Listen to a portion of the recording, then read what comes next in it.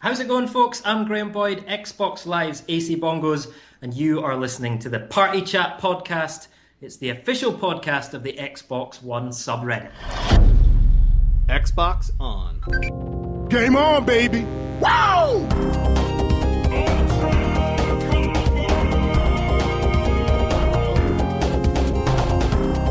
Don't make a girl a promise you can't keep.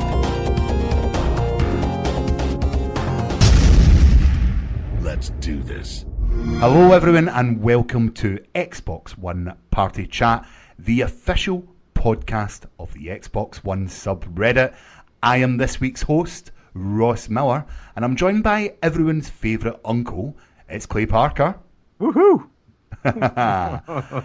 And the moderator, Falconbox himself, it's Dave. Hi guys, how you doing? And last but not least, it's Mikey J. Raymond, aka Mikey. Woo! Hello. How you all guys doing? In fact, do we want to sing Dave happy birthday or? That's right. Oh god, no singing. Oh, it's your birthday. Subscriber count will drop. That's why we all brought adult beverages with us for. Yeah, so we've started a tradition. This is going to be a very special episode because this is the E3 prediction episode. We are all going to predict what we think is going to happen at this year's E3. And not only that, we've also got an interview with Graeme Boyd, aka Xbox Live's Acey Bongos. I'm excited to speak to him, guys. What about you? It's going to be a great one. Oh, I'm actually really stoked about him. Yeah, looking forward to it. And he's Scottish as well, so this is going to be quite a Scottish-themed episode, I think. Right. Prepare your ears, everybody. Prepare your ears. See if you can understand any of it. Well, anyway, we usually start, well, we're going to just jump straight in, I think, this episode and ask everyone what they've been playing this week. So, Mikey, we'll start with you. Well, again, as is tradition, I have not been playing an Xbox game. I'm actually playing Uncharted 4, and Dave will speak up for it. It's, wow. There's a certain shine to Naughty Dog games that I can't put it down. It's really good. I can't. You have to play it. I can't describe it. Those games are great. Those games It's are. like, They are like good, Tomb Raider yeah, on I'll crack. I think it's okay to talk about PS4 games on an Xbox when they're really good and you wish you were on Xbox. I think Naughty Dog. I think even Xbox people are like, we want a Naughty Dog. Microsoft, do it. Seriously.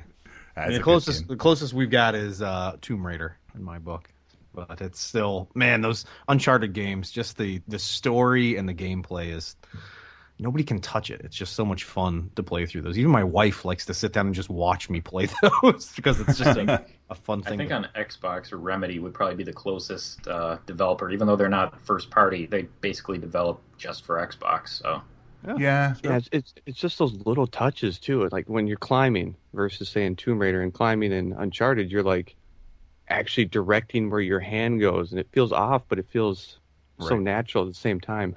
I love the little touches that they put into the character animations on Uncharted, where you might be walking through a crowded street, and just the way he'll brush up against either people or a table, or I don't know. It just seems so natural the way that they built in all of those animations into the game. It's spectacular. Well, moving on, since it's your birthday, Dave, what about you? currently I am finishing up Dark Souls 3. And I'm playing Uncharted 4 multiplayer. I finished the campaign, and now I'm just playing some multiplayer with friends. And that's Wait, is this pretty is good. this an Xbox podcast or?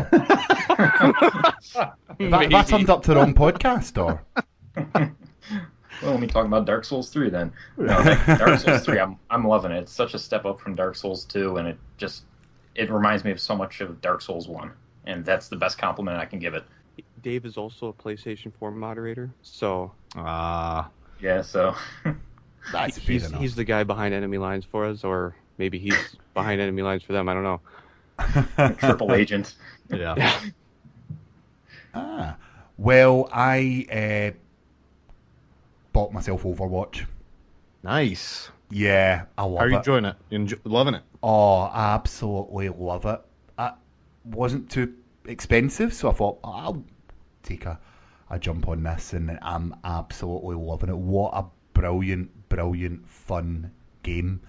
And there's quite a squad of us going online and playing, and I'm really, really, really enjoying it. So, yeah, that's definitely my recommendation of the week. I've not played much else other than that and Rocket League against some Steam people, which is really good because, as I mentioned, I only ever play Snow Day. It's the only thing I'm good at. And Snow Day's been packed full of people because of the Steam players. I'm a happy man with that. But Jesse, what about you? Yeah, man, I've just been playing a whole hell of a lot of Rainbow Six Siege, especially over the past weekend here, where they've had the, I think it was double renown points or double XP weekend type thing. Just been putting renown. Yeah. There's not a single podcast episode that goes on that I don't jack. One day. Can I get an intern to come here and? We'll keep it a one-syllable words from now on. Thank you. Thank you. Yeah, I've just been playing the hell out of that game. It's by far one of my favorite shooters that's out there, and just thoroughly loving it. And I have to admit, over the weekend I was lucky enough to partner up with some really great random people that actually had mics. And we played through, I think, it must have been about a dozen games. I think it was on Friday night. And, man, it's just sort of refreshing to be able to run into some level-headed folks online that have microphones and they're communicating well, sort of making new friends, so to speak, online when gaming. It's sort of what it's all about on Xbox Live. Yeah, it's reminiscent of the OG Xbox days. Exactly. Everyone had mics. Exactly. Well, now we usually move on to find out what's happening this week in the subreddit. You're listening to Xbox One Party Chat podcast. This week in the subreddit. So, Jesse, we'll start with you. What have you brought to the table from the subreddit this week? Yeah, well, I think, one of the big topics that's on everyone's mind is, in particular, I think what we're going to be chatting about in a little bit here about E3 is all of the new hardware rumors. So user Will Dearborn posted the link from Kotaku where they were basically recapping some of the new hardware rumors that were being speculated. So in terms of a cheaper, smaller Xbox One, I believe they had said it's something around 40% the size of the current console, as well as a new, more powerful Xbox One, codename Scorpio, coming at some point next year, is again the rumor. So we'll have to wait a few more weeks here to find out, to see if we have anything official on it. But yeah, I think that's the big topic that's on my mind that I think a lot of us want to hear more input about. I guess, what do you guys think? What do you think of a new hardware, a new Xbox One potentially coming next year? Are you guys excited about that? Not excited that it's you got to shell out some more cash to play games, or what are your opinions? Major can give us a heads up on what it's called so we can grab the subreddit and continue our power struggle. That'd be great. Good call. Well, I'm looking forward to, as long as it's more powerful. What is it? It's pushing something like the new one, the 6 teraflops. Yeah. Well, that's on par with, I did a bit more research. You can go as far back as a card that's like 2 generations old, and they're still about 6 teraflops. So there's a lot more to that I'm waiting to see come out before I go, oh, hey, this will be able to push 4K and all that stuff. But I'm cautiously optimistic and really excited because I'm the big PC gamer guy, too, on the side, and nice. It'd be cool to see Xbox finally push that out. So can you, for the non-computer savvy, which includes myself, I have no idea what a teraflop is or what that means. Are you able to elaborate? No, I'm sure I had one in a restaurant just around the corner last week. It's delicious. An extra crispy teraflop? Yeah, it was nice. Yeah. Teraflop, just too long didn't read or, explain it like I'm 5. The amount of information's pushing out.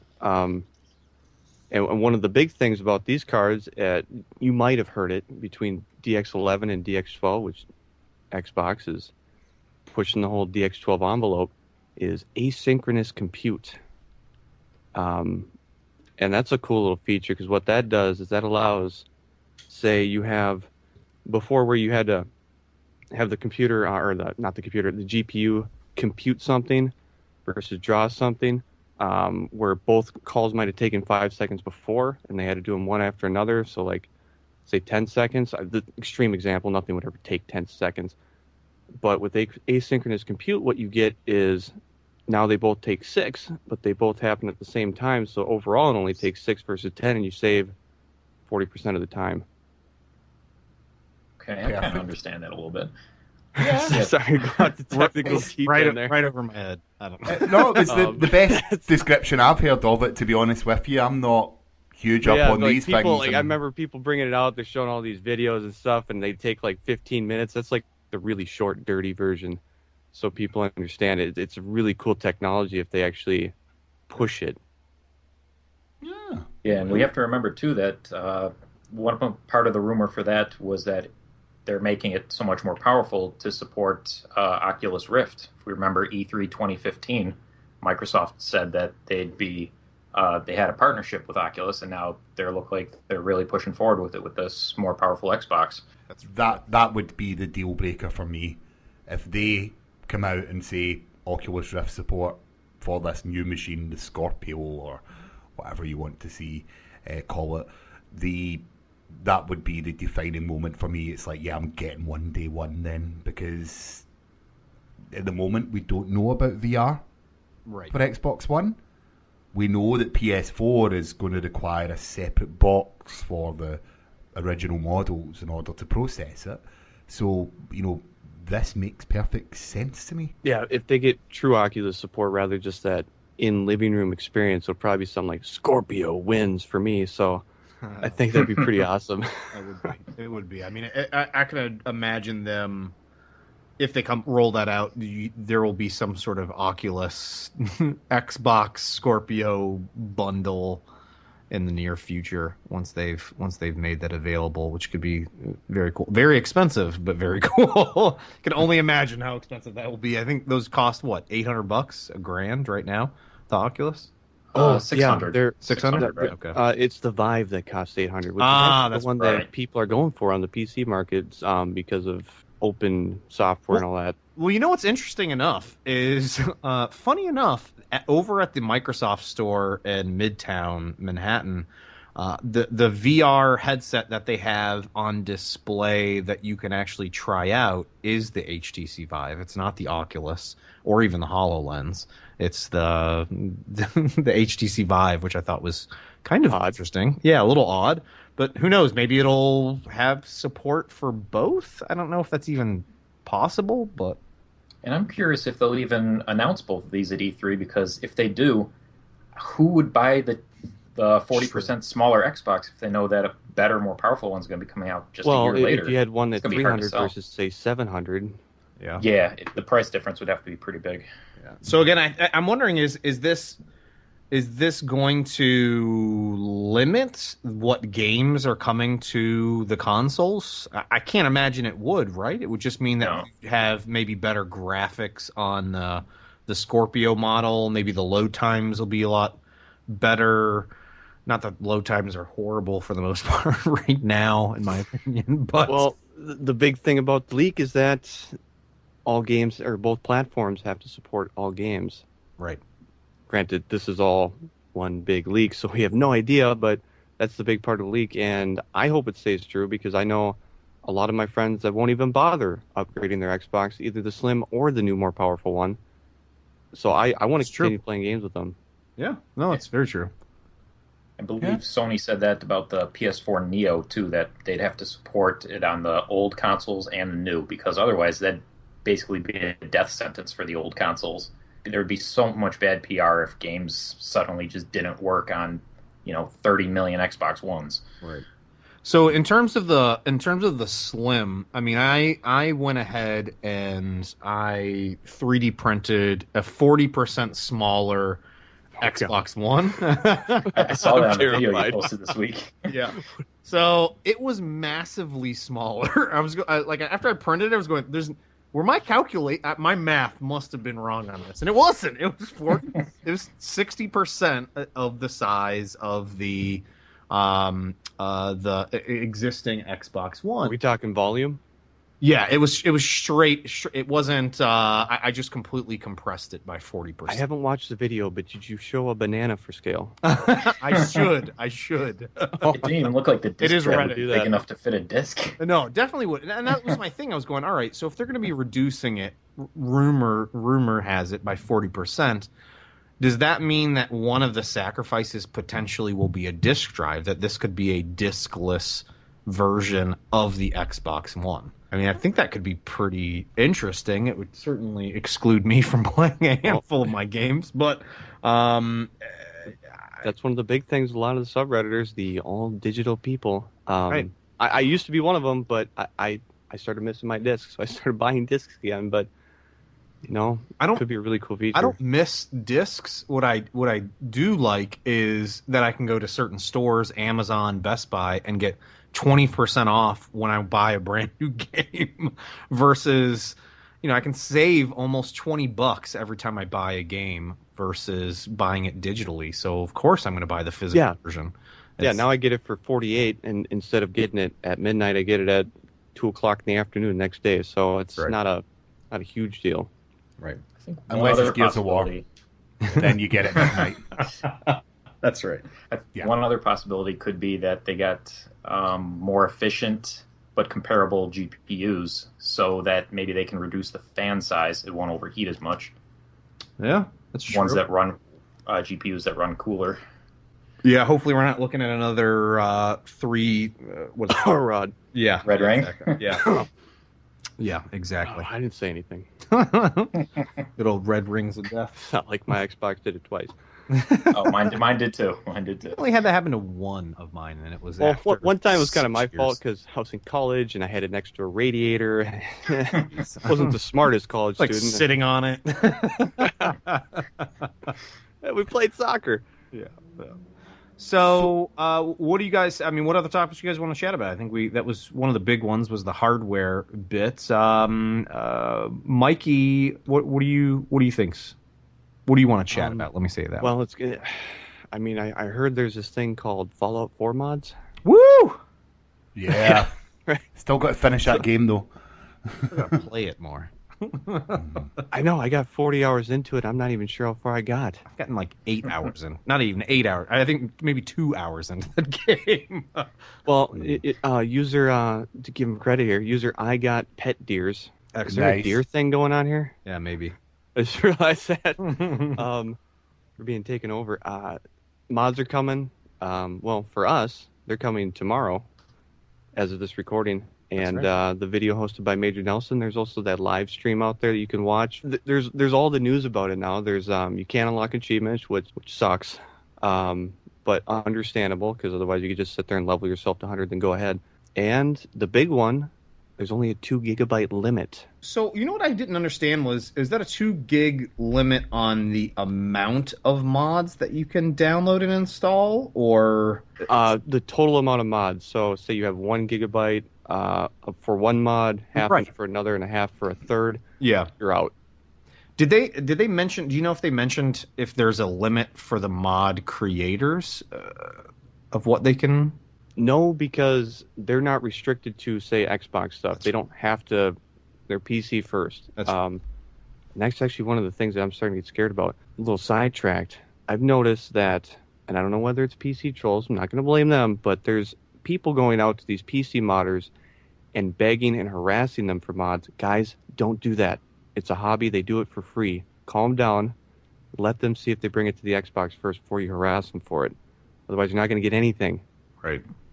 And we have to remember, too, that not every mod is going to be coming. I mean, only mods that are created using Bethesda's Creation Kit. So no script extenders, which basically means Skyrim and Fallout with mods, and they just look photorealistic. Those graphic enhancement mods aren't coming to Xbox One. Right.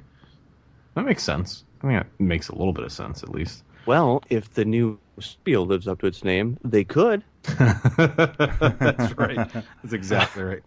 All I want, like, for this is to just the full Stormtrooper armor, and I'm gonna be so happy. Oh, mine was And the Buzz Blaster. Lightyear armor.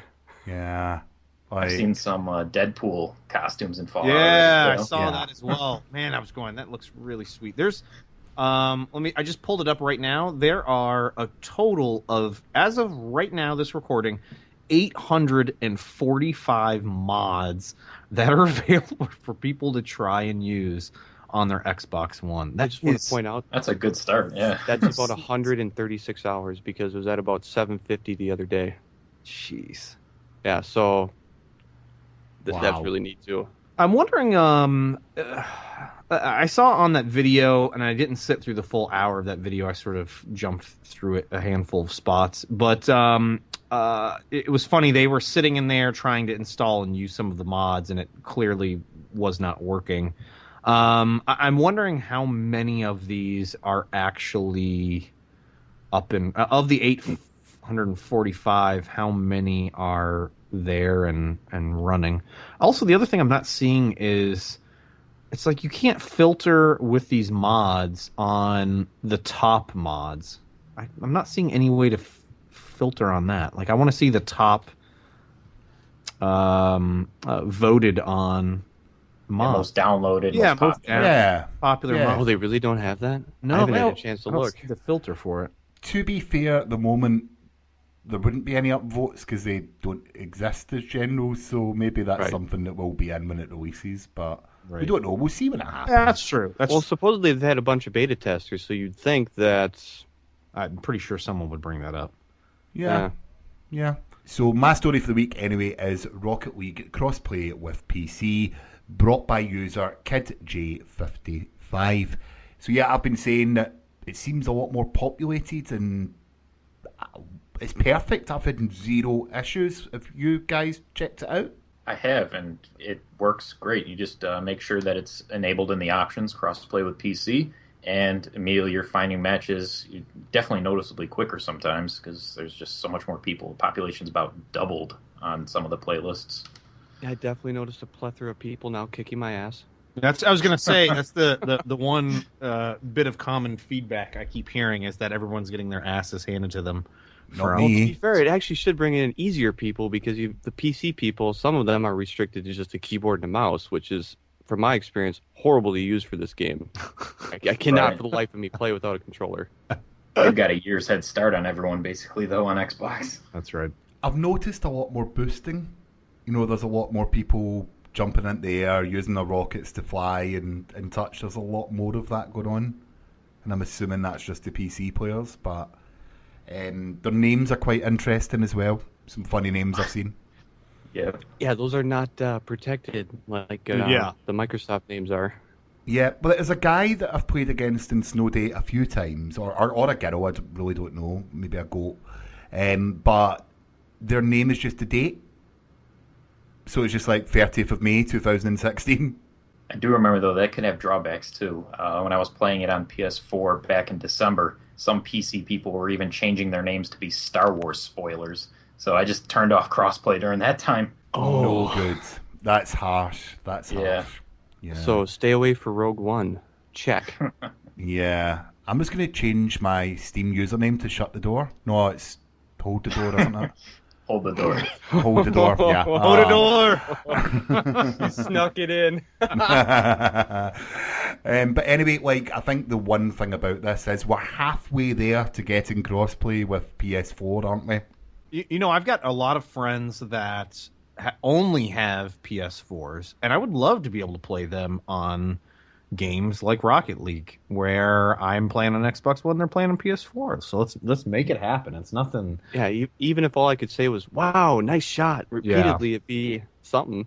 By the way, I actually love the chat options that they have in that game, where you actually physically have to hold down a button if you want to talk to the other players in the game, and instead you're pretty much everyone's not talking and just using those those predefined chat options, which is great.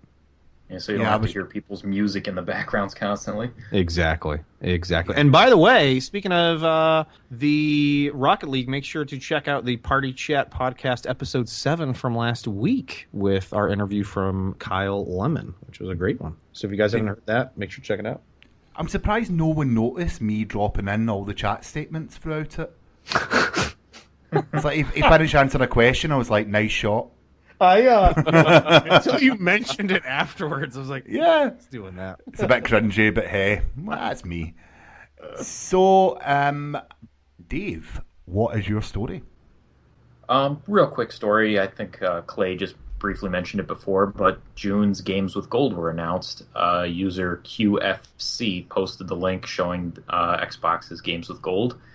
For Xbox One, there is Goat Simulator, and then on June 16th, we have The Crew and Xbox 360, which are also backwards compatible for Xbox One. There is Super Meat Boy and XCOM Enemy Unknown. Woo! Fun. Yeah. And is it just me, or is 360 stronger this month than One? I think it is. That's my Depends opinion. on how into racing games you are. Goat Simulator is always going to be fun. Yeah, Can't go wrong with that's that. going to be a blast. My 4, soon-to-be 5-year-old is chomping at the bit for that game to come out. On this, I was showing him the videos since I've seen him watching other kids play it on YouTube, on kids' YouTube and stuff like that. So it'll be fun for him to sit down and watch me play that. He loves Rocket League as well, so it'll be another fun kids title, kid-ish. Definitely reminds me of a game like Octodad, where it's just Right. kind of a physics-based, just absurd game that's just fun and hilarious to play. Yeah, exactly. And on the flip end of that, any of you guys played Super Meat Boy? I have, Hard. and I wasn't a big fan of it personally, but I know many people are, so that's probably just on me. I'm not saying it's a bad game at all. I just didn't really like it. I've heard it's very, very difficult, and I'm looking forward to playing it. It's rewarding. When Yeah, I I played would say it's Ori rewarding. and the Blind Forest, I had visions of Super Meat Boy. So, Oh, really? in terms of difficulty, I'd say yeah. Visuals, maybe not, but I like a hard platformer versus a beautiful one, so they're both good to me. Excellent.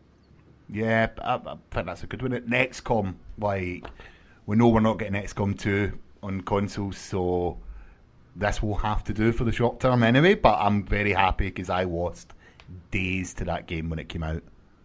Is that I've never played it. I just was never really that interested in it. Is it a true RPG? Like old school it's RPG? Turn-based combat. Yeah, turn-based. Yeah. That's You guys played it? I played a little bit of it. I guess you'd almost compare it to an RTS almost, but you're not really top-down.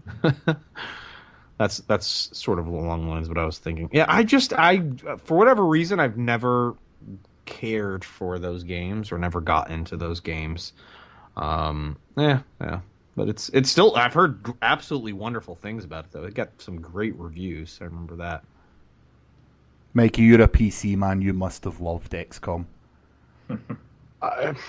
No, I hated it. Oh. That's why I'm like, don't say anything since you can't say anything nice. Sit aside. I go, no. If you were to pick one out of the 4 of them each year, you only got 1 out of the 4 games. What would it be? We'll start with you, Mikey. Oh, probably Super Meat Boy. Okay, Clay. Oh, I'm gonna pick Goat. Okay, Dave. I think I'd go Goat Simulator too. I'd be XCOM. So there's no love for the crew. That's right. Sorry. I do look forward to playing. Sorry, Ubisoft. Yeah, sorry, Ubisoft.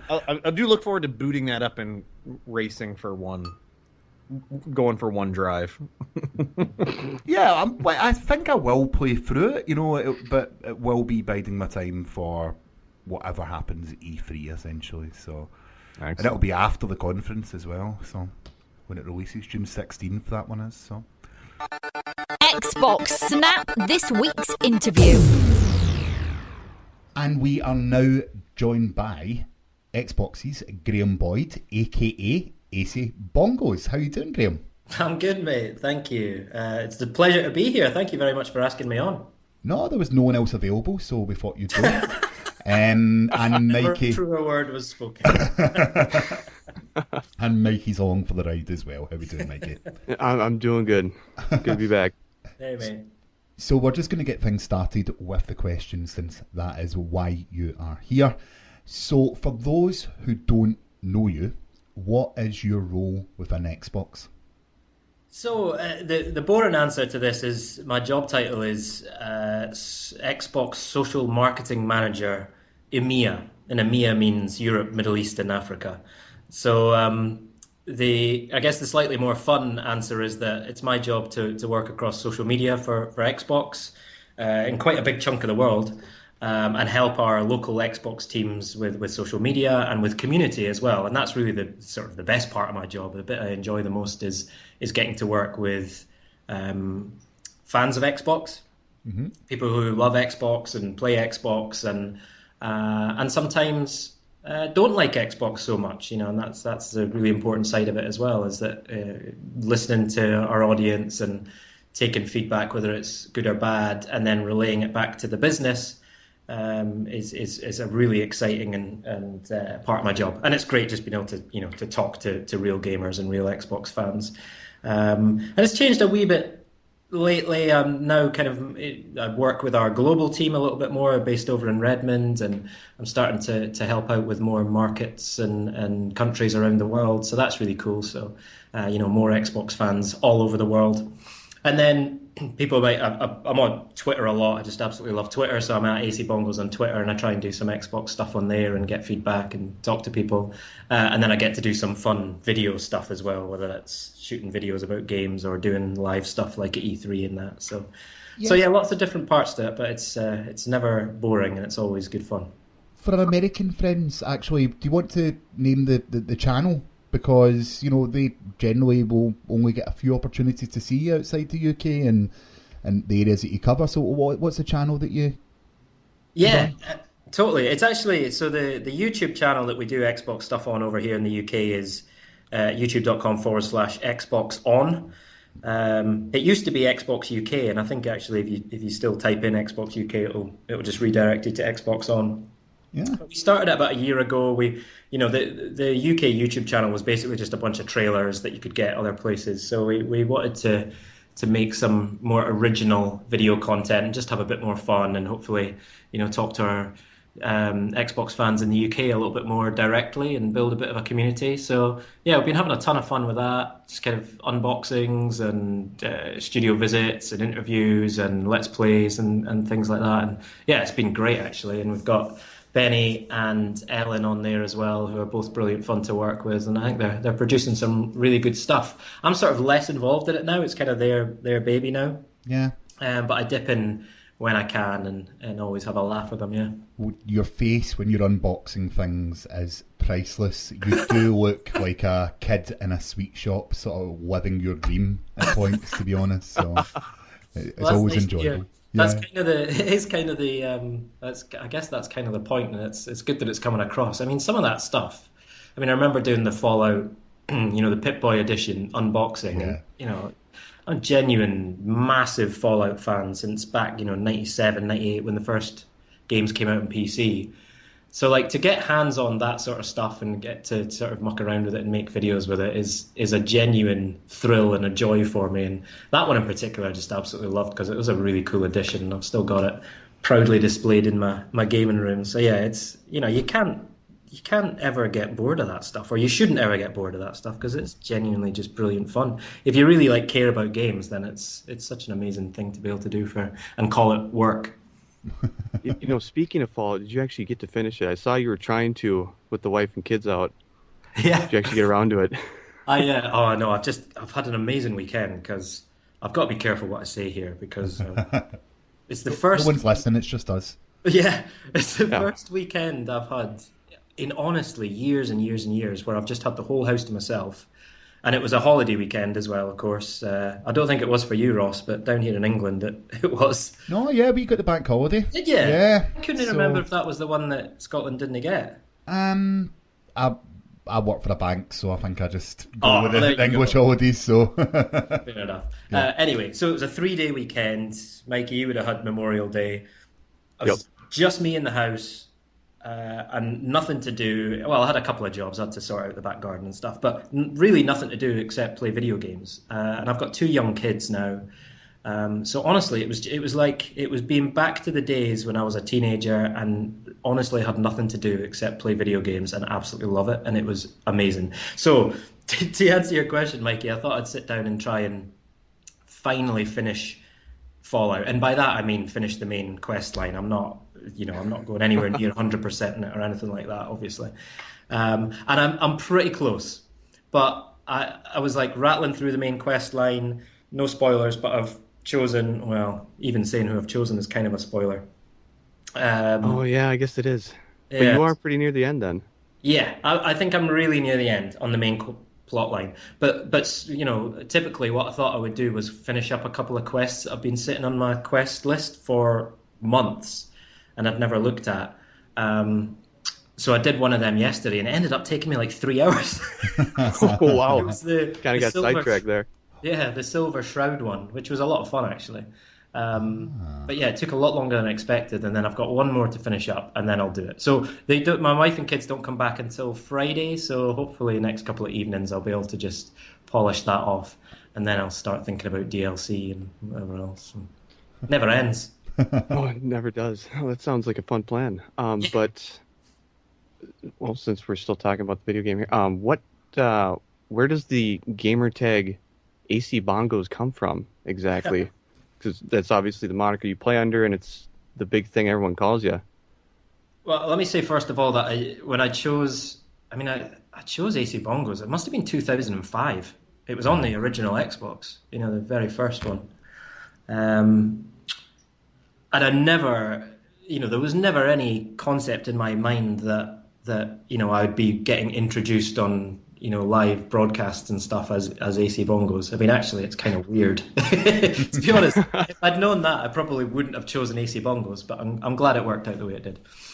It comes from, I grew up in Aberdeen in Scotland, and my best mate when I was a teenager was called Hayden Cooper, and he would just always come out with weird words and phrases that he would just sort of make up, and that was one that he made. I think at the time we were all, the word you used to describe something being good or cool was ace, right? Which I still use all the time. A bit of throwback like that. and for whatever reason, we were playing pool one day, and Hayden coined Acey Bongos, which I'm sure in his mind was like, better than ace. If something's better than ace, it's Acey Bongos. And it's for whatever reason, it just always stuck in my head. So when I was choosing my gamer tag, I kind of wanted something that was that reminded me of home, of Scotland and Aberdeen, and that one I sat for ages trying to think of something, and that one just popped in. And I thought, well, it's kind of unique, and it sounds quite funny, and it's got a nice sort of rhythm to it, and it reminds me of my home and my pals. So there we go, Acey Bongos, and now it's my Twitter handle, and just, I guess, kind of everywhere that I am, it follows me around, and I'm pretty chuffed with it. That's a much better origin story than mine. I just copied my friend's gamer tag and put a different number at the end. Nice. Well, I hope you got a good one.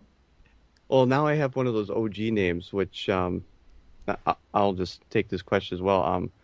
With the recent releases of gamer tags, I grabbed one. I changed my name to just the plain word Simple. Nice. If you could change yours, what would you pick? Yeah, I like Simple. That's really good. Well, actually, it's funny enough. When that was happening, I tweeted that I always quite fancied the gamer tag Bacon Crisps. Ooh. And that was, going back to 2005 when I was choosing my gamer tag, that was the first thing I put in, and it was taken, and I was gutted. So then I sat for an hour and eventually came up with Acey Bongos. So Bacon Crisps would have been my choice, and I'm not sure if it came up available, but I think I checked and it was dormant. So it might have been available last week, but I think it's probably too late to change now. If it's still there, then you know it's going to be my name by tonight, don't you? Well, I'd be pleased for you, mate, because I think that's a great gamer tag. It is a good. I tried for haggis and I couldn't get it, but yeah. So you're not a fan of anything with like XX or OG in it? You're not the quick scoping king of Scotland or anything? No, I like those gamer tags. I think there's a lot to be said for them. A string of random numbers and lots of upper and lower case. It's all part of gaming, isn't it? Love that. Yeah. True. Now, E3 is less than 2 weeks away. What are you most excited for? You know what? I've just thought of an amazing gamer tag that should have checked. Actually, sorry, just to go back to that. But because you mentioned Scotland there, Mikey, again, I was thinking Calgacus would have been an absolutely phenomenal gamer tag. I wonder if someone's got that. He was like generally regarded as the first sort of warlord king of most of Scotland. Calgacus. Well, you have about 24 hours before this goes live, so Yeah. now's your chance. I always thought, I actually tweet, I love Civilization. Sorry, I'm going off on such a tangent here. Can you tell I've just had some caffeine? They announced Civilization 6 recently for PC. I'm just a massive Civilization fan. And I tweeted them and said, look, if you're going to put the Celts in the game, make sure that Calgacus is the leader of the Celts and base them around the Scots, because when they put the Celts in last time, it had like Queen Boudica as which was fine, but then your first capital city was Edinburgh, and I was like, well, that doesn't quite work out. Anyway, so let's check out Calgacus, and everyone's got that. But that always annoyed me. I always downloaded the mod that put proper Scotland into it, in the sense, with the history. Yeah. For the last Civ game, because it did annoy me as well. I was like, this does not represent me. Well, it was just a weird, because usually they're so good with the historical stuff. Yeah. I mean, obviously, it's like the foundation of the game, right? So it's really weird that they conflated the Celts and the Picts and like the Britons into this like melange of kind of weirdness that didn't quite hang together. But if you wanted to have the Highlander special unit and the Cayley halls and all that, then you needed to be the Celts, so I was happy with it. Anyway, what was the question? So E3 is less than 2 weeks away. What are you most excited for? Oh, this is a trick question. Well, and can you actually say it on the air? What can you answer the question with what you're allowed to say on the air? Let's do it that way. I'll keep it fairly general, so as not to get into trouble. I mean, first of all, I'm excited about E3 because it's just Christmas, isn't it? If you're into games, it's an amazing week. I've got a week off work and holiday, and it's such an exciting, when you're a gamer, it is your Christmas, as you the absolute best. put it. It's brilliant. And it seems like every year, as technology and the internet comes along, and more of the people showing at E3 start laying on events and live streams and stuff. It's a proper like week-long jamboree of video games. And even if you're like, I'm blessed because I get to go, and I've been there for God, I don't even know how many times, but it feels fairly. I'm pretty much there every year. Yeah. But it's getting to the point now where you can sit at home and watch everything live, engage in everything, and kind of really probably feel part of it. And actually, I'm trying not to swear here. I'm not pulling the wool over your eyes here. Like, I definitely think that if you're at home, you can probably take in so much more about E3 when you're out there, like in the eye of the storm, or in the storm. It's you miss a lot because you can't. There's so much going on right in front of you that you miss announcements, and an amazing new trailer that you haven't seen, and stuff people will be asking you about things, and you're like, no, I haven't seen that because I've been over here doing another thing. So I think actually being able to be in your own mission control at home and see everything that's happening about E3 is probably pretty cool. But it is nice to be there as well. The things I'm most excited about, other than that, are we've got our briefing on the Monday morning as usual, so it's like 9:30 LA time, 5:30 UK time. It's going to be a really good show. There's some stuff in there that I think we'll all be expecting to see. Gears of War 4 and some of the other big titles that we've already talked about, and I think we've got some other good stuff lined up as well. And then we're doing the Daily Show again on the Tuesday and Wednesday, so that'll be like a live broadcast. I think it's about midnight UK time. Yeah. But that is so much fun to be a part of, and it's great because, again, as a gamer and a fan of people who make games, I get to hang out with them on stage and interview them, and always the nicest things about those moments is like, it's not necessarily when you're live interviewing someone or whatever. It's before and after when you get a chance to meet them and just talk about, how's their week's been and how their announce went and how proud they're feeling of what they've shown and what else they've seen. Those are always the really nice moments of being out at E3 and kind of being part of it. So Daily Show will be really cool. And then, yeah, we're doing we're doing a few other bits and pieces, more from a work side. That are like we're doing Snapchat for the first time, really, and some other bits and bobs. So it's going to be really exciting, I think. I think it's going to be a really good year, and I'm excited to see what everyone else shows off as well.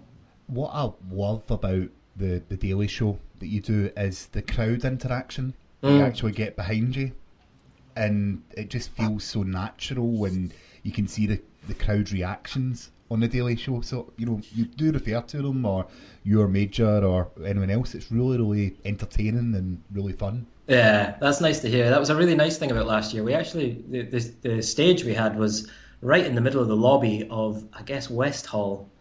So people were streaming by as we were rehearsing and filming, and then of course we had a wee crowd there, and a lot of the people that were at FanFest kind of showed up every day, and that was great because it's just I know a lot of those guys and girls anyway, so it was always nice to see them from all around the world, and then just having them behind us, and as you say, like being able to turn around and talk to them and get their response on things was a lot of fun. And I think last year with Daily Show we cracked it a little bit more in that it was really laid back last year, and it was just very nice and kind of like we were just having a laugh, and I think that's the way these things should be, so. That comes across in camera so well, how natural it all felt. It felt as if you'd really, got that winning formula from me watching it anyway. It was a pleasure to watch. But yeah, it was a lot. It's honestly one of the most fun things I do, because it's it's quite a big production.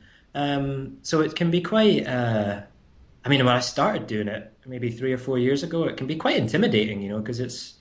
It's like you're in LA first of all, so they do everything a little bit more sort of LA-ish. So like the catering and the wardrobe and the hair and makeup, and you're in these kind of like star wagons and stuff, and you're like, oh my god, I feel like I'm on a film or something like that. But that all helps. Like, the thing I notice about it is when the production is kind of like that, it makes actually being on camera and just enjoying yourself so much easier, because you don't have to. There's all these amazing people doing such good work behind the scenes and off camera and in the production room and behind the cameras, and it's it's really quite an experience to be part of it. So it's really good fun for me as a gamer, kind of as part of my job, and then just as an experience, I'm like, bloody hell, this is a really cool thing to do, Yeah, perfect. Mikey? Oh yeah. Well, one thing I was thinking of a time that back during E3 when I had the pleasure of going to the Microsoft event, and when you brought up the crowd interaction stuff, that's something I really missed when I went to Microsoft's reveal in the Coliseum early morning on Monday, because is there a lot of journalists there? Yeah, because the one time I went, they announced the Halo Master Chief Collection, and I got to miss out on the crowd interaction stuff because a lot of them they didn't jump for joy, they just immediately started tweeting. Right. I was like, where's the gamer excitement, guys? Like, I was sitting there getting out of my seat, and everyone else was typing. I'm like, oh, shoot. Everyone's like, sit down. Yeah. Who's this kid? So when was that Master Chief Collection? 2-3 years ago? I believe it was 2 years ago. 2 years. I believe. Yep. I think it was quite different last year. For like that show, that briefing, is traditionally a press conference. Yeah. Right. So back in the day, it was all journalists in the room, at a much smaller audience.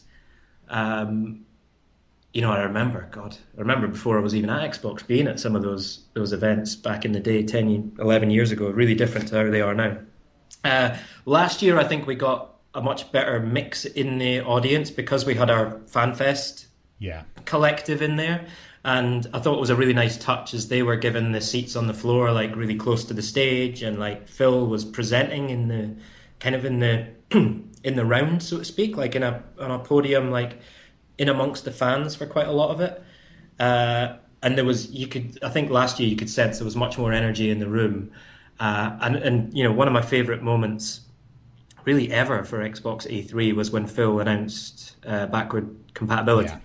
That you could And hear the cheers to the camera. it was, and like I knew people were going to love it, and I had a heads up it was coming, but I wasn't prepared for that that level of response. And it was one of those nice moments where it's like a real genuine like outpouring of surprise, first of all, because goodness knows, there's in the games industry these days a lot of surprises get, let's say, spoiled. So it was nice that it was a surprise, and then just to see how like excited people were and happy about it was really special. And I think that for me, that's like the epitome of E3, when you land those moments that people aren't expecting, but are really positive about. That's when E3 is just absolutely brilliant. I use the analogy of it being like Christmas for gamers. When you land a moment like that, that's like Christmas morning when you open a package or present that you didn't expect to get, but you absolutely love, and it's really special. And it might have actually kind of gotten the Halo bit, because that was, no offense to Microsoft, one of the worst kept secrets on the internet at the time. Yeah, well, that's there's partly that. I mean, sometimes I think, and it's not just E3, it's a lot of these kind of announces and press conferences and things. Sometimes they're more like confirming rumors, like a list of rumors being confirmed. Yeah. But it's just all part of the fun and games of the games industry now, isn't it?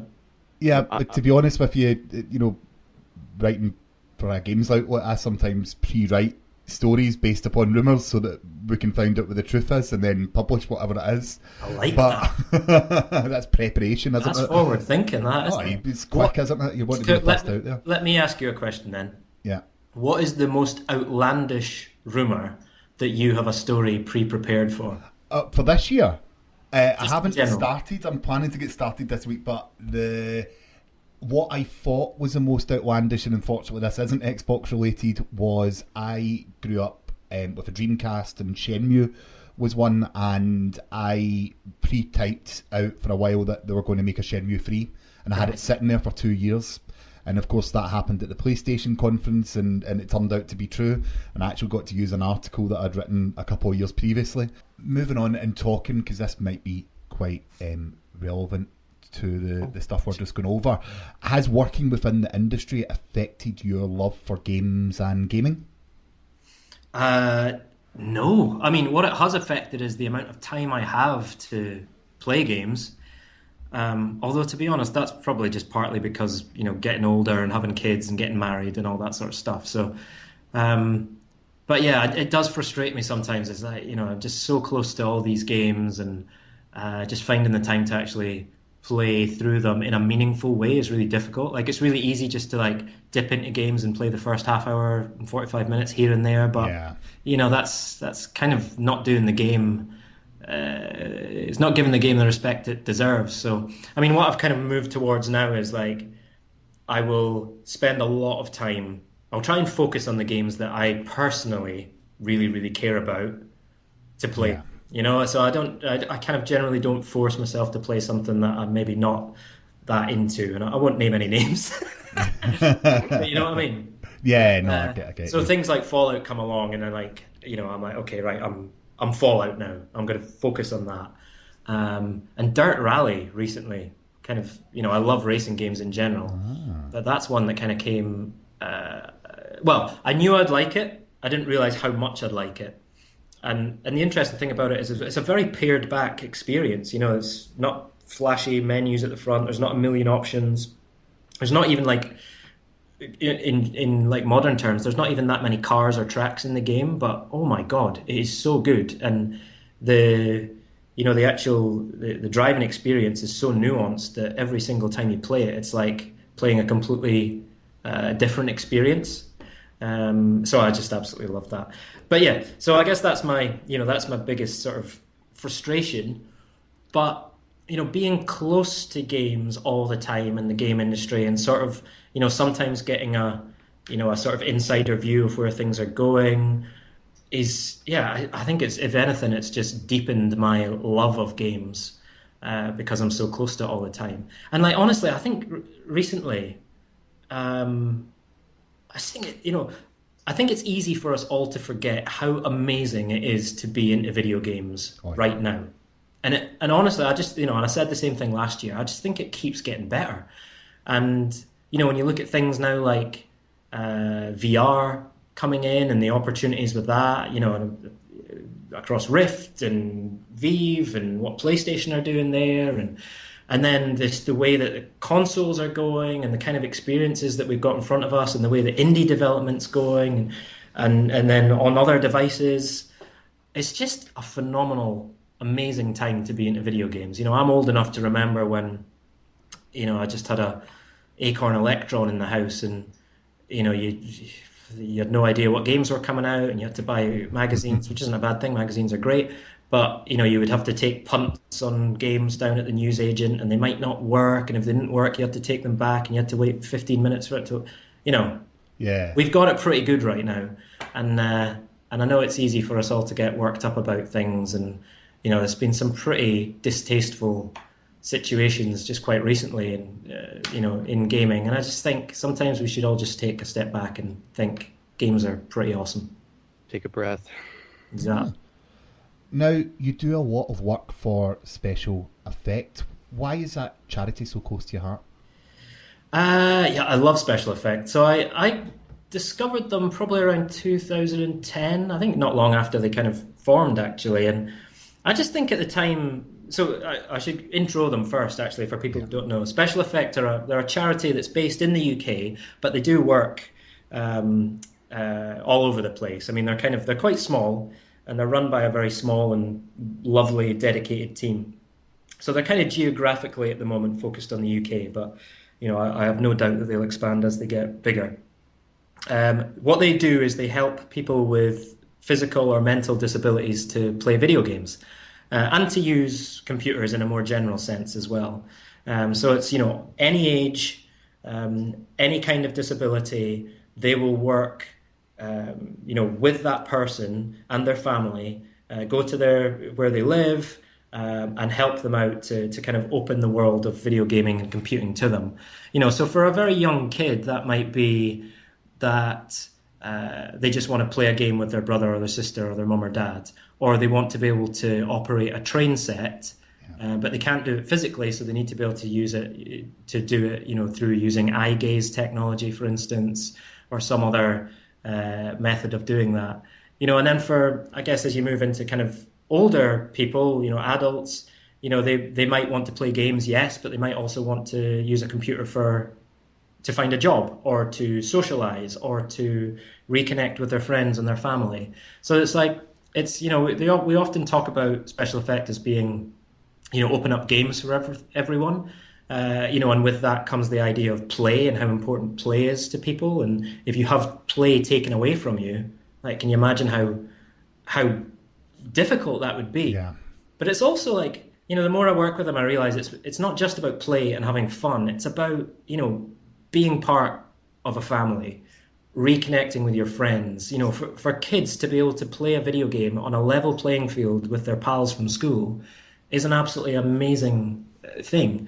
And for confidence, for people to be able to say, well, I can use a computer, I can do what you can do, even though I might be physically or mentally disabled. I'm on the same level as you there, and I think it's really powerful. So that's why they're important to me. And I think when I first noticed them, the thing that really stood out for me was that, kind of going back to my last answer, sometimes there's some negative things about games and gaming.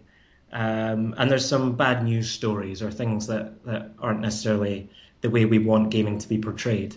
And I think Special Effect and a lot of other gaming charities are like this as well. I think they are shining beacons of what is good about video gaming, and what is amazing about video games communities is people rallying together around video games to share that love and that joy and that enjoyment of being able to play video games together. And I think Special Effect are just a fantastic example of that, the pure pleasure and joy of video games.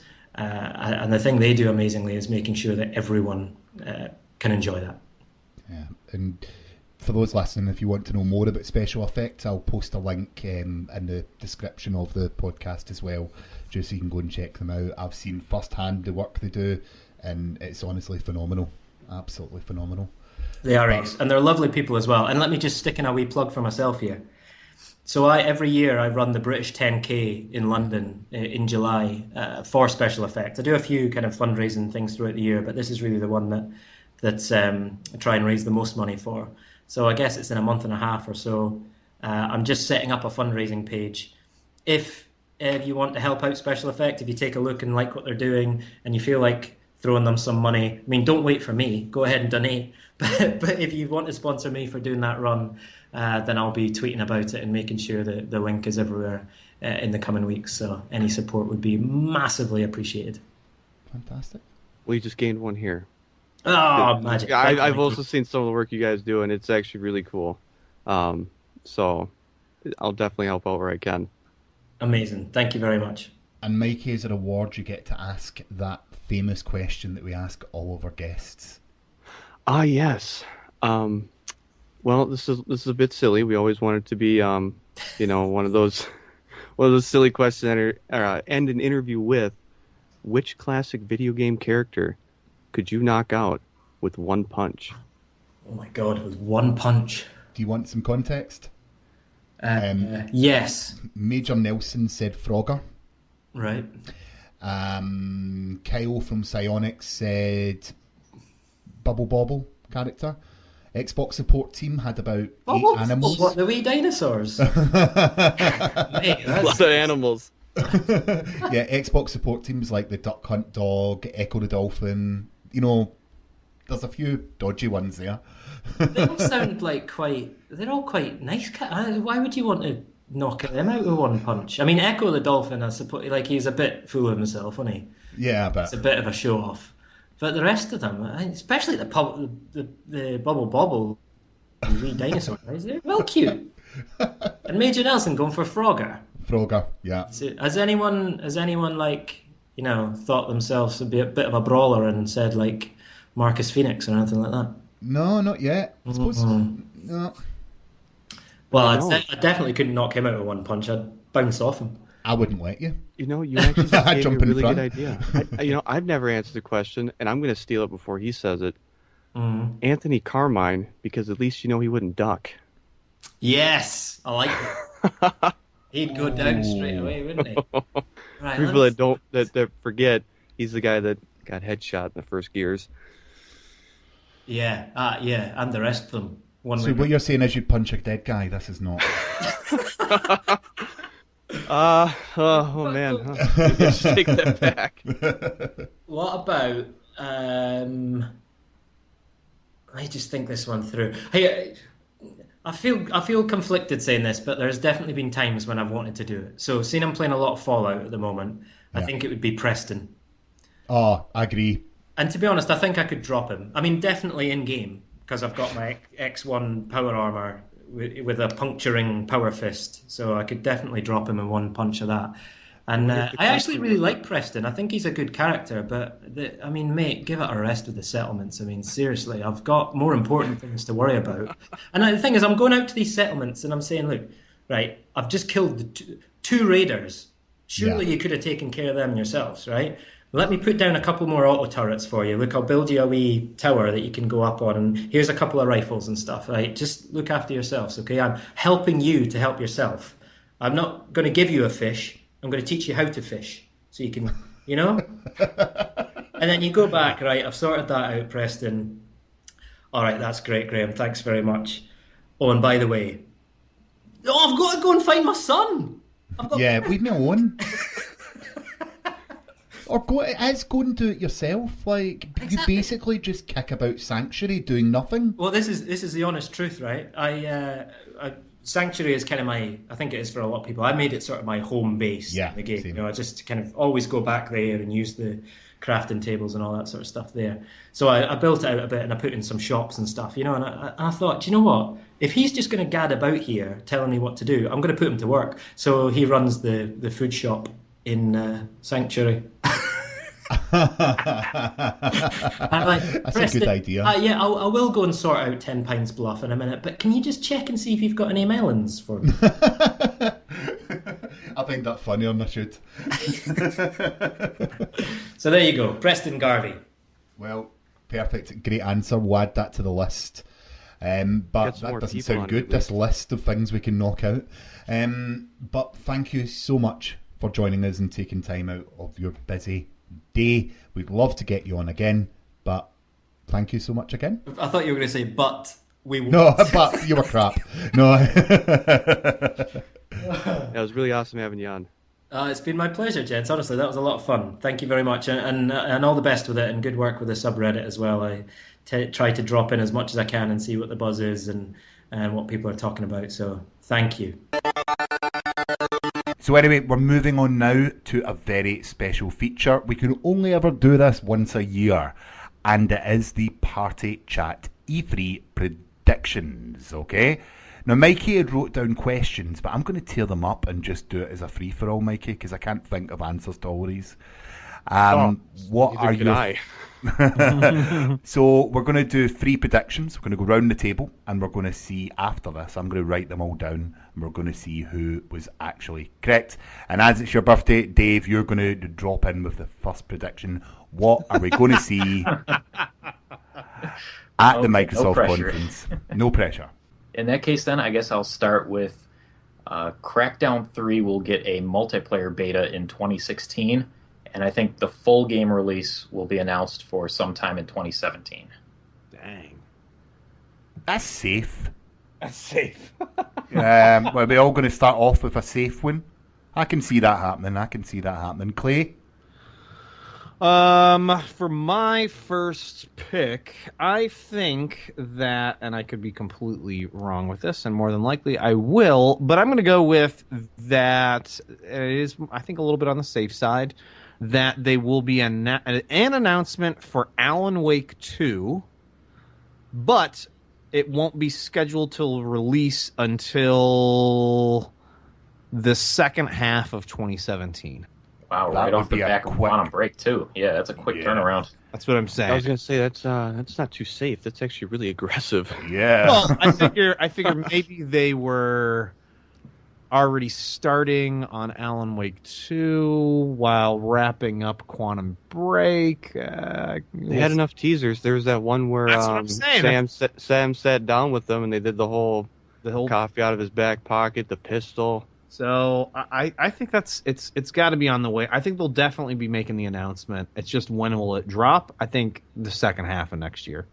That's when the announcement will the drop will be. When will it actually be? Yeah, who knows? 3 years from now. Another Half-Life 3. Mikey? Kind of to go off his. It's not necessarily a specific thing. Okay, so I kind of have to set this up. Last year, Microsoft announced, 4 console, AAA exclusives. We had 3 of which haven't released. Sea of Thieves, Halo Wars 2, and I believe ReCore. And then the 4th was Forza Motorsport 6, which we brought up earlier is pretty much a yearly thing. So, spoiler alert, we're getting Horizon 3 later on. And besides those 3 games, we're still waiting on Crackdown, Scalebound, Cuphead, Below, Gigantic, Gears of War 4. I want them to pull a Bethesda, come out with the game at E3 that nobody knows jack about, and either release it before one of us finally figures out what Ross Miller is saying half the time, or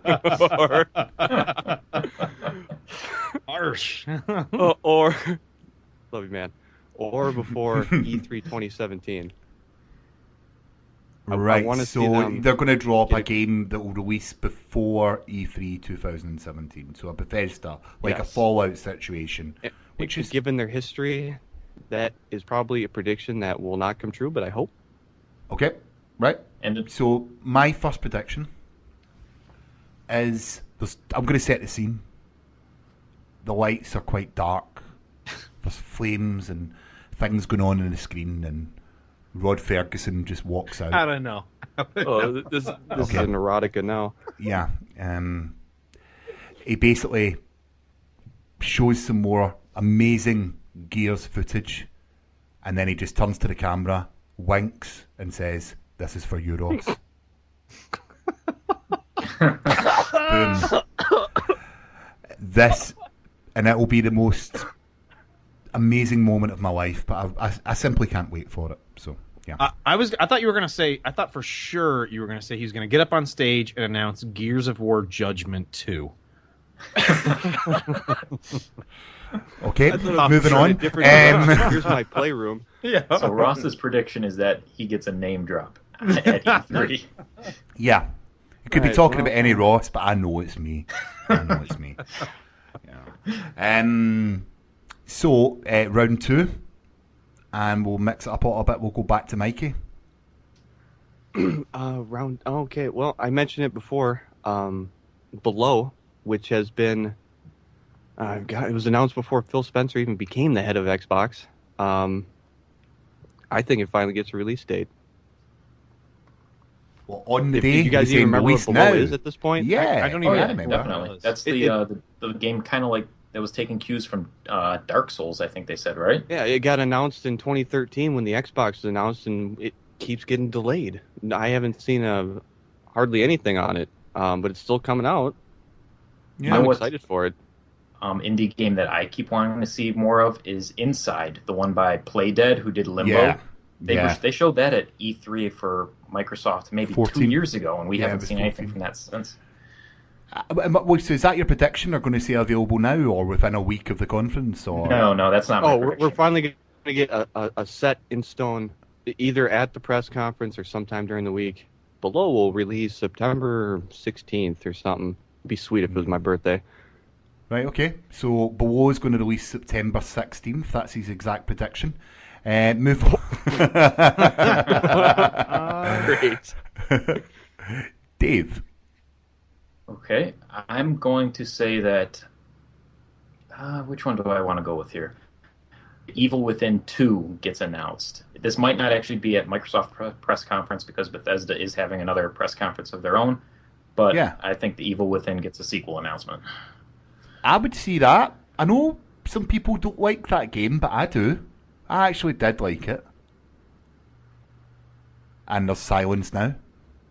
I didn't play it, so I, I have was no going into it opinion on expecting it more of like a Resident Evil 1 experience. Instead, I got Resident Evil 6. If that makes Yeah. any sense to Resident Evil fans. Yeah. It's a very different game from the beginning as what it finishes, but there's some really good moments in it. And some of the doesn't characters... the game end where he's in a tornado shooting a 50 cal at the boss? It doesn't wanna start play like it. that. He starts hanging upside down by his ankles in a butcher's shop. But with some of the characters in it, and I enjoyed my playthrough of it. It wasn't hugely scary. It was unsettling. But I think if you go into it not expecting a certain Yeah. thing, you'll come out for it better. I just did not do that. I messed up. I went in thinking that it was going to be Resident Evil, and it just it wasn't. But it's still good for a lot of people. And the DLC for it, I got an edition with the DLC, and one of the DLC for it where you play the girl character who I can't remember her name, and she's got a sort of stealth DLC because she doesn't have a weapon at that point, and you're sneaking by them instead of fighting them. And that was really interesting, and it's going alongside the main story that's going on in the main game. And I've got a lot of love for that game, actually. The more I think about it, I really, really enjoyed it, and I would fully love to see a sequel announced at E3. Who's not done here? So, Clay? We can skip him. I'm gonna not talk about a game. I'm gonna speak about something specific to the hardware and the rumors that we were speaking about previously, specific to that streaming stick. I think that they're going to announce that, and they're going to release that by the 1st of November of this year, 2016. They'll announce it and make it available by the beginning of November of this year. So we have a E3 prediction segment, and you're going to go off the tangent of November 1st? Mm-hmm. Okay. It's going to broaden his horizons. So just for the rules, it's got to be announced there and be released by November 1st. That's yeah? exactly right. Oh, released. I thought you said, okay. Yeah. Uh-huh. Ross, I'm going to change that. No, It'll it's be set. announced, and then let me look at the calendar here. No, I'm just joking. Yeah, at least by the beginning of November, it'll be made available. Yeah, I can see that happening. You see, all those things are great. You know what I really want? I want to be able to play, and I know you can do this with workarounds, but I just want it to be supported. I want to be able to play anywhere. What do you mean? Yeah, just As like someone who basically have has the a app. tablet, I want to go to a coffee shop with Wi-Fi. Granted, it probably won't be the best Wi-Fi. Some of them have really good Wi-Fi though, and be able to sit down and play there. Yeah. Yeah, no, that would be amazing.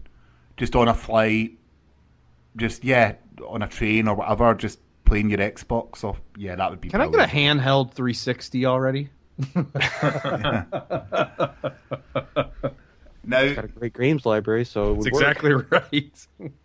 so my prediction is that we're going to see Rockstar North up on stage, live right there and then, and they're going to announce GTA Scotland. Ooh.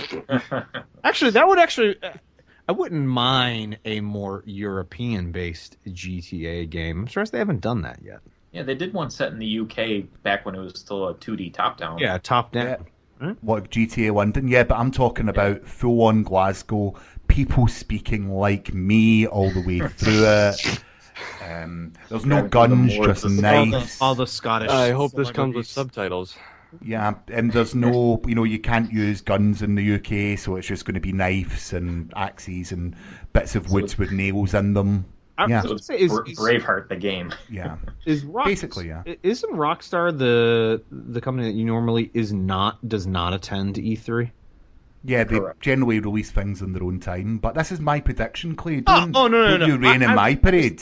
I was thinking that they will of the big one that I think a lot of people are anticipating from them is Red Dead 2. So actually, that'll be my third prediction. I'll start things off with the third list of predictions here for E3. Rockstar will be there at E3 announcing Red Dead Redemption 2. Or actually, they probably won't call it Red Dead Redemption 2. They'll call it Red something, Red Faction. Oh wait, no, that's Retribution. Just as long as it's not something Revenge. like Red Dead Reignition, and it turns out to be a kart racer. That's right. Exploding tumbleweed. Money for that. And I just won't leave it at that. It will be coming in the spring of 2017. They do typically release their games around the spring, so that wouldn't be totally out of the question. Exactly. We did see that rumored map leak like a few weeks ago. Wasn't it last year's E3 that sort of shocked everybody was Bethesda, and it was like, hey, by the way, we've got Fallout 4 and it'll be available in 3 months or 4 months.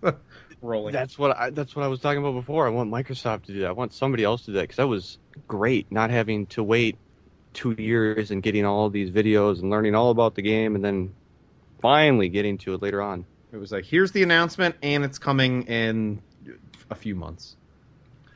Right, so Dave, what's your next prediction, your final one? All right, I saved the best for last here because this one's really out there. But a few years ago, actually, Phil Spencer said on Twitter that he thought RTS games on console would be making a resurgence, and obviously we have Halo Wars 2 coming. But also around that time last year in January, a new Microsoft studio was announced called Decisive Games. And I believe that Decisive Games reveals their first game as a new Age of Empires. Wow. That would be amazing. That actually would be very That might be the most ballsy prediction of this entire show. Yeah. I did some research for that one, too. Well, my prediction is going to actually support that. Because my prediction is that they're going to announce keyboard and mouse support. Man, they've been saying that for years now. If they are moving into RTS and UWPs and everything else, and yeah, I think it's something that could happen. And I think as long that's as they when they're restrict going to it, I don't. As much as I play, like I'm a guy that plays Counter-Strike. As long as they don't like allow it for, say, Call of Duty, I'd be totally fine with it. Yeah. Because if you have Call of Duty players coming with a mouse and a keyboard, it's going to be Shadowrun all over again. Yeah. Which, if you played any Shadowrun back in the day, the PC versus PC players stomped us. It was not fun at all. I can imagine that. I never got a chance, but I can imagine that probably stunk a bit. Mikey, your final prediction? Oh, well, since Red Dead got taken, what do I want to say? Do I want to go with something original, or should I keep in the context of sequels here that we keep doing? Dead Space 4. That should be a good one. I know Visceral is working on that Star Wars game, but it wouldn't be the first time that they've been working on multiple games at the same time. So I really think that we could get a Dead Space 4, and I would love to see it. It feels as if Dead Space is in the sort of public eye at the moment as well, somehow. I don't know why, but it just maybe be coming backwards compatible and maybe things like that. But yeah, no, that I could actually see that happening. I actually think that they are going to, speaking of EA backwards compatible, I think that they're going to make a big announcement around the EA Access and a huge library of games, of EA games coming to the to that program, which would be 360 games. Yeah. I mean, right now you can play the original Dead Space and Plants vs Zombies, I think, on EA Access on your Xbox One for free. So I think that they might be making an announcement expanding on that. You don't have to count that as any of my... Where they just come out and they go, starting today, all 360 EA games are now playable through the vault. Exactly. They've got to have a few of those surprises sprinkled in there. What did they have? The Dead Rising... Was that last year's EA? Or E3? Where they had the Dead Rising is Capcom. No, yeah, I know that was Capcom. I was just trying to think of one that they made the announcement and they're like, and it's available right now over Battlefield Hardline Beta. No, it was the remix ultra arcade style game thing. Is that what you're talking about? Yeah, that was it. Yeah, I think that was 2 years ago. Yeah. Oh, was it 2 years ago? Jesus. You're getting old, Clay. Exactly. But anyway, that is our predictions. So, Ross, before we do that, before we cut out, I have one final request. Someone mentioned it earlier, was Cuphead. I think for the last 2 or 3 E3s, we've seen clips and footage and teased about Cuphead. I want us to each individually state what our predictions are for the month and year that it will be released. Okay, I'll start. September 2016. Good August. guess? Yeah, that was close to what I was going to say. I was going to say August 2016. That's why I jumped in. I know he did say that. Mikey did say that. So, Dave, right. You've got to pick another month. All right, then October 2016. And Clay? Screw you, Clay. I'm going to say January. No, January is a horrible month to release a game. I'll say February 2017. Okay. Right. Well, that's our E3 predictions, and we want to know yours. So please leave them in the comments below. But that's it for another episode. So thank you very much, Graeme, for coming on for that interview earlier on. And thank you, Clay. Woo! Thank you, guys. Mikey. You're welcome. And Dave. Thank you very much. And for another week, Xbox Turn Off. Wow!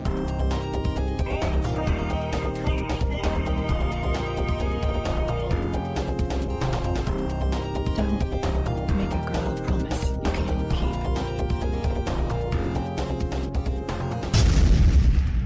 Let's do this.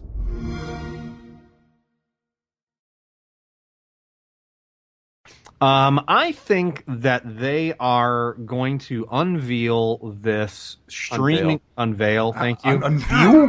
What is an unveil? Is the veal thing go along with the beer? By the way, I'm now, since we've started this, I'm on my 4th beer at the moment. I've got a nice... It's going, so... drink responsibly, folks. Wow. That's a lot. Yeah. It's a holiday. He can do what he wants. And he's talking pints.